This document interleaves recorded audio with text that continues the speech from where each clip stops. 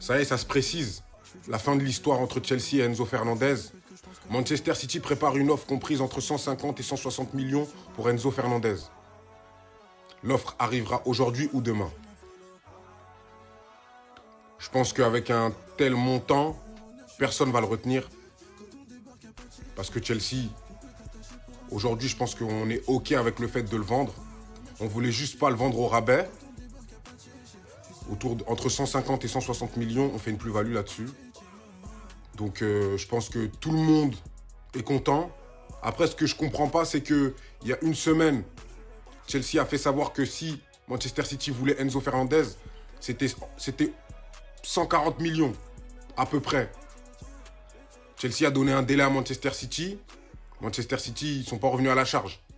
Et 10 jours après, tu reviens à la charge. Et là, tu surenchéris. Tu payes plus cher. Il y a des choses qui me dépassent, il y a des choses que je connais pas peut-être.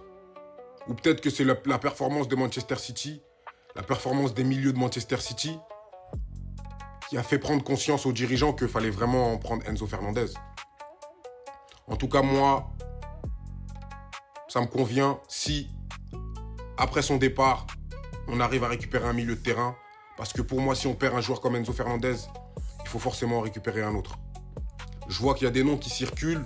Adam Wharton, Scott de Bournemouth et Manu Koné. J'ai même vu Eduardo Camavinga. Personnellement, moi, je suis plus pour un joueur qui connaît déjà le championnat, un joueur qui n'enchaîne pas les pépins physiques et un joueur qui actuellement est en pleine confiance. Adam Wharton, Manu Koné ou Alex Scott. Personnellement, je trouve que Scott, c'est la meilleure recrue. Parce que c'est un joueur qui répète les efforts, c'est un joueur qui se projette dans la surface adverse. Et c'est un joueur qui connaît le championnat. Manu Koné, c'est un joueur qui est en confiance, qui se projette dans la surface adverse, mais il ne connaît pas le championnat. Et peut-être qu'il peut rencontrer des difficultés à s'adapter. Comme il peut ne pas en rencontrer. Mais je préfère prendre Alex Scott, anglais, connaît le championnat, il arrive à se projeter, il est en confiance en ce moment. Pour moi, c'est le joueur idéal. Après, je sais que son club, il demande beaucoup.